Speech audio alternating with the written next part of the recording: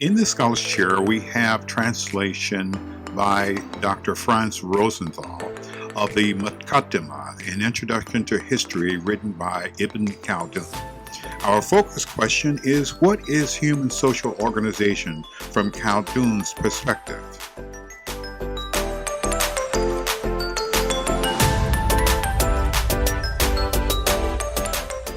Human social organization is something necessary.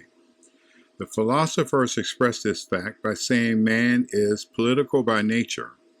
That is, he cannot do without the social organizations for which the philosopher used the technical term town. This is what civilization means, the necessary character of human social organization or civilization. Is explained by the fact that God created and fashioned man in the form that can live and subsist only with the help of food. He guided man to the natural desire for food and instilled in him the power that enables him to obtain it. However, the power of the individual human being is not sufficient for him to attain the food he needs, and does not provide him with as much food as he requires to live, even if he assumes the absolute minimum of food, that is, food enough for one day. A little wheat, for instance, that amount of food could not obtain only after much preparation, such as grinding, kneading, and baking. Each of these three operations require utensils and tools that can be provided only with the help of several crafts, such as the crafts of the blacksmith, the carpenter, and the potter. Assuming that a man could eat unprepared grain, an even greater number of operations would be necessary in order to obtain the grain: sowing and reaping and thrashing to separate it from the husk of the ear. Each of these operations requires a number of tools and many more crafts than those just mentioned. It is beyond the power of one man alone to do all that, or part of it, by himself. Thus, he cannot do without the combination of many powers from among his fellow human beings if he is to obtain food for himself and for them. Through cooperation, the needs of the number of persons, many times greater than their own number, can be satisfied. Likewise, each individual needs the help of his fellow beings for his defense. When God fashioned the natures of all living beings and divided the various powers among them, many dumb animals were given more perfect powers than God gave to man. The power of the horse, for instance, is much greater than that of man. And so the power of the donkey or the ox, the power of a lion or the elephant is many times greater than the power of man. Aggression is natural in living beings. Therefore, God gave each of them a special limb for defense against aggression. To man, instead, he gave the ability to think and the hand. With the help of the ability to think, the hand is able to prepare the ground for the crafts. The crafts, in turn, secure for man the instruments that serve him instead of limbs, which other animals possess for their defense. Lances, for instance, take the place of horns for goring, swords the place of claws to inflict wounds, and shields in the place of thick skins, and so on.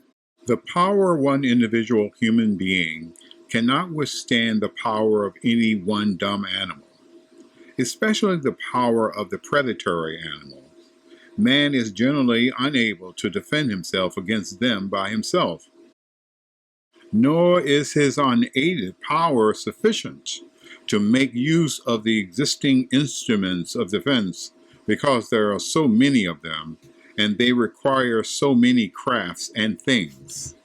It is absolutely necessary for man to have the cooperation of his fellow men. As long as there is no such cooperation, he cannot obtain any food or nourishment, and life cannot materialize for him because God fashioned him to that he must have food if he is to live, nor lacking weapons can he defend himself. Thus he falls prey to animals and dies much before his time. Under such circumstances, human species should vanish. When, however, mature cooperation exists, man obtains food for his nourishment and weapons for his defense. God's wise plan that mankind should subsist and the human species be preserved will be fulfilled. Consequently, social organization is necessary to the human species. Without it, the existence of human beings would be incomplete. God's desire to settle the earth with human beings and to leave them as his representatives on earth would not materialize. This is the meaning of civilization, the object of the science under discussion. The aforementioned remarks have been in the nature of establishing the existence of the object in this particular field. A scholar in a particular discipline is not obliged to do this, since it is accepted in logic that a scholar in a particular science does not have to establish the existence of the object in that science. On the other hand, logicians do not consider it forbidden to do so. Thus, it is a vocabulary contribution. God, in his grace, gives success.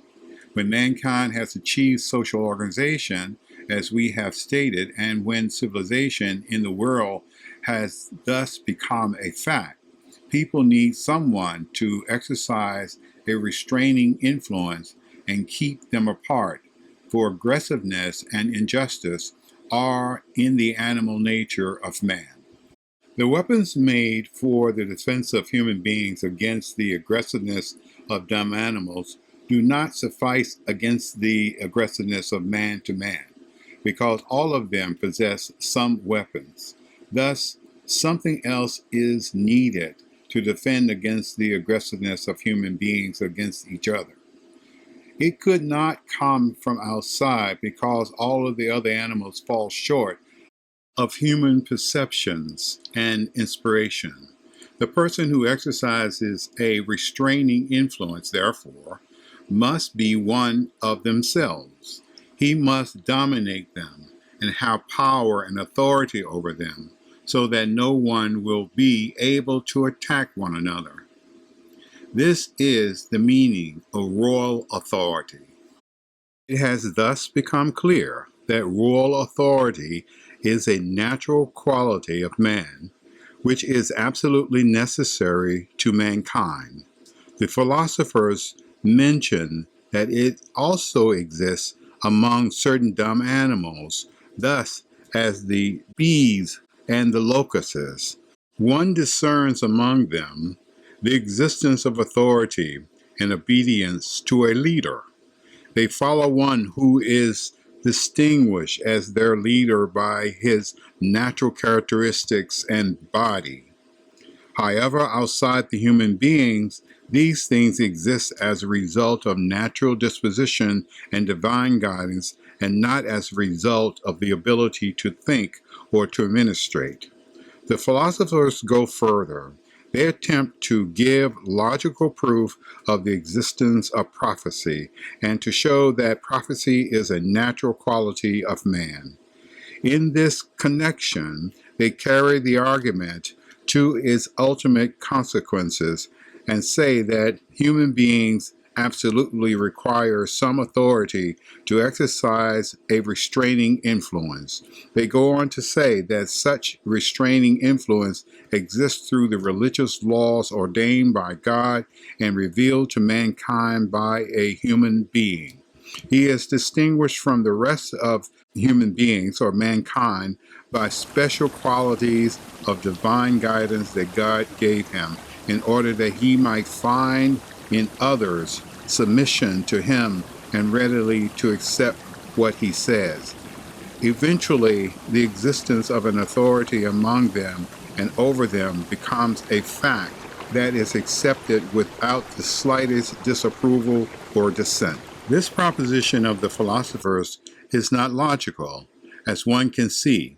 Existence in human life can materialize without the existence of prophecy, though injunctions a person in authority may devise on his own or with the help of a group, feeling that enables him to force the others to follow him wherever he wants to go.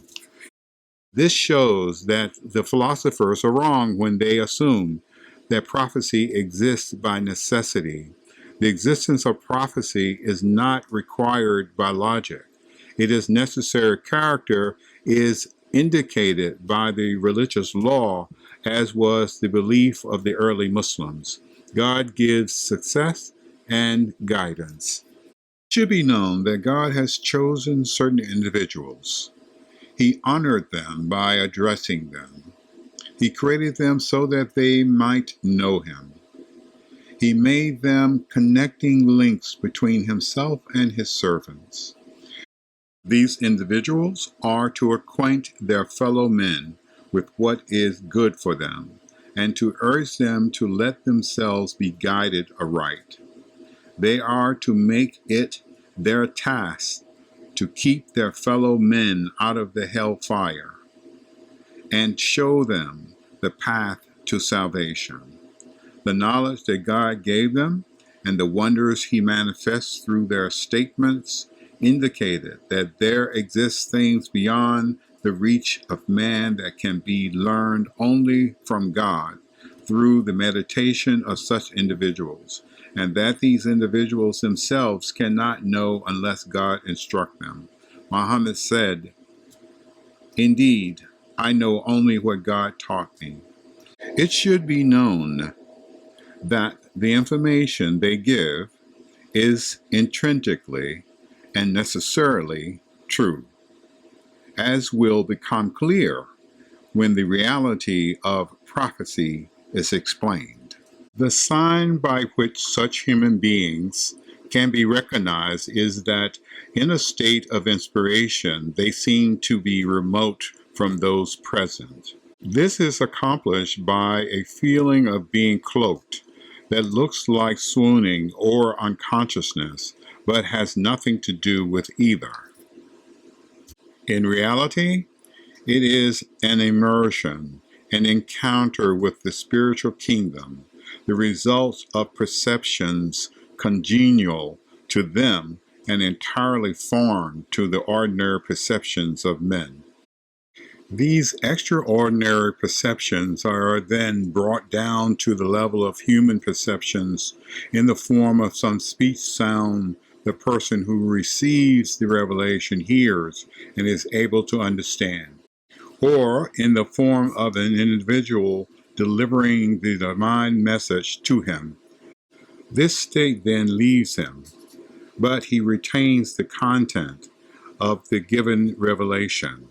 When the Prophet Muhammad, may God's peace be with the Prophet, was asked about revelation, he said, "At times it comes to me like a ringing of a bell. This affects me most. When it leaves me, I have retained what was said. At other times the angels appear to me in the form of a man.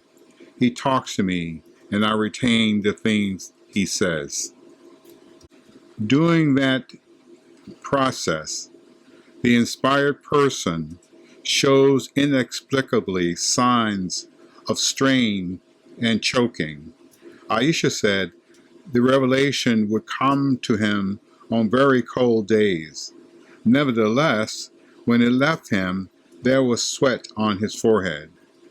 God says in the Quran, "We shall leave upon you a weighty message." Because of the act of receiving revelation leads to such conditions, the idolaters used to accuse the prophets of being possessed. The outward appearance of the condition they observed misled them. Another sign by which inspired human beings can be recognized is the fact that even before receiving revelations, they are good, innocent men, averse to any blameworthy and sinful acts. This is what is meant by infallibility. It looks as if by nature they were disposed to avoid and shun base actions, and as if such actions were the negation of their very nature. Another sign is that they seek to propagate religion and divine worship by means of prayer, almsgiving, and chastity. Khadijah, as well as Abu Bakr, took that conduct as proof of Muhammad's truthfulness. He did not need any further proof of his mission beyond his conduct and character. It is said that when Horatius received the prophet's letter in which he was asked to become a Muslim, he called the Quraysh who could be found in his country, among them Abu Sufyan, and questioned them about Muhammad. One of the questions he asked concerned the things Muhammad commanded them to do. Abu Sufyan replied was prayer, almsgiving, charity, and chastity. Similar replies were given to all the other questions Horatius asked. Horatius' comment was, if it is already, as you say, he is a prophet, and he will take possessions of the very ground upon which I am standing. The chastity to which Horatius referred is infallibility. It is worth nothing that Horatius considered infallibility and propaganda for religion and divine worship as proofs of the genuineness of the prophetical mission and did not require a miracle. This story, therefore, is proof of these qualities are among the signs of prophecy. Another sign is the prestige they have among their people. It is said, Abu Sufyan replied to Horatius' question concerning Muhammad's standing among the Quraysh by saying that he had prestige among them. Whereupon Horatius said, whenever messengers are sent, they have prestige among their people. That means that such a man has group feeling and influence which protects him from harm at the hands of unbelievers until he has delivered the messages of his Lord and achieved the degree of complete perfection with respect to his religion and religious organization that God intended for him. Another sign is that they work wonders, which attest to their truthfulness. Wonders are actions the like of which it is impossible for other human beings to achieve. They are, therefore, called miracles. They are not within the ability of men, but beyond their power. There is a difference of opinion as to how they occur and to how they prove the truth of the prophets. Speculative theologians base themselves on the doctrine of the voluntary agent and say that miracles occur through the power of God and not through the actions of the prophet. The Mustazila maintain that human actions proceed from man himself.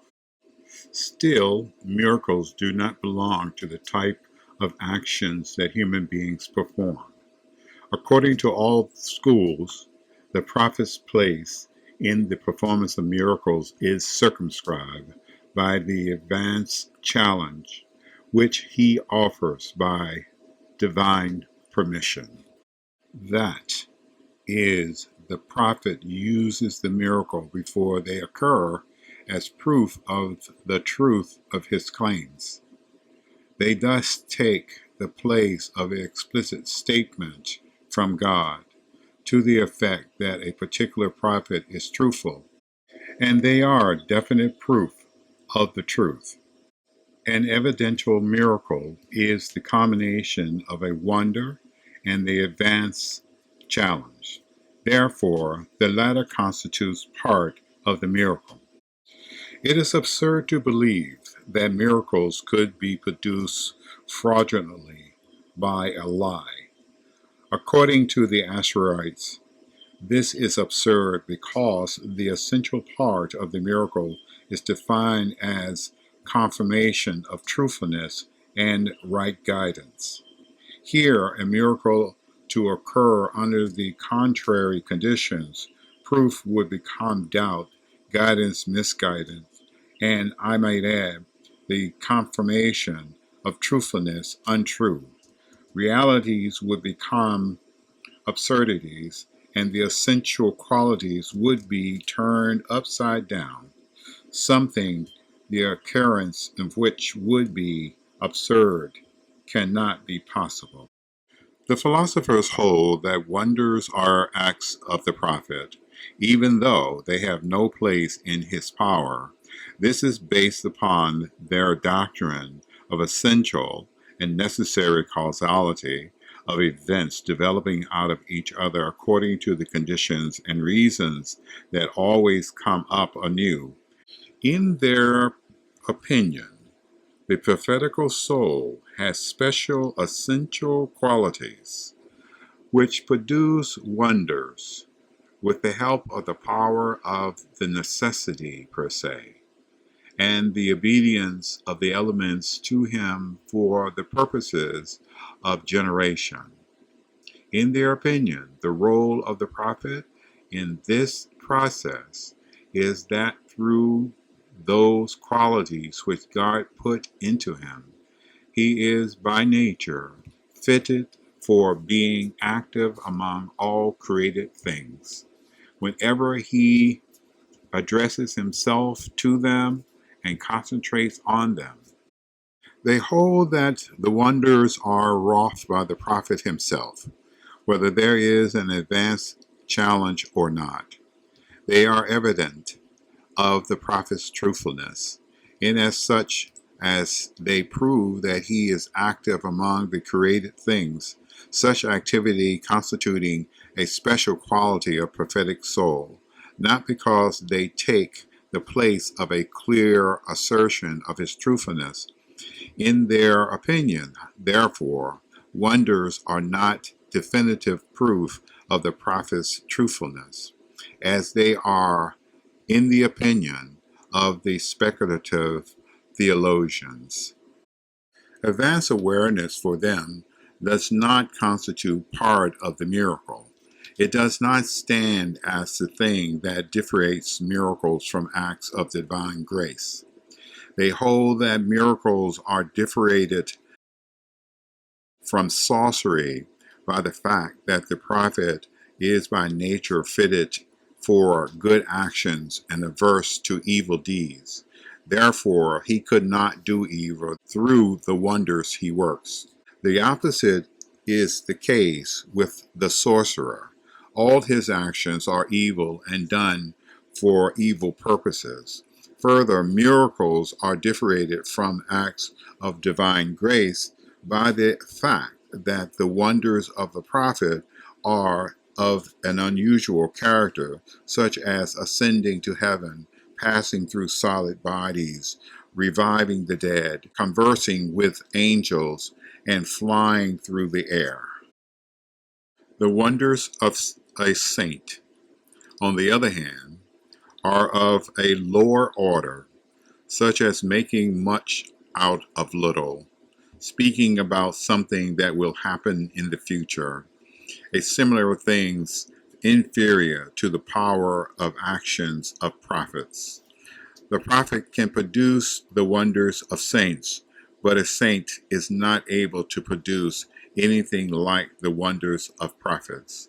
This has been confirmed by the Sufi in what they have written about the mystic path and reported of their aesthetic experiences. Now that this has been established, it should be known that the evidence of the Quran, which was revealed to our prophet, is greatest, noblest, and clearest miracle. Wonders are, as a rule, wrought by a prophet separately and apart from the revelation he receives. The miracle comes as evidence for its truthfulness. The Quran, on the other hand, is in itself the claimed revelation. It is in itself the wondrous miracle. It is its own proof.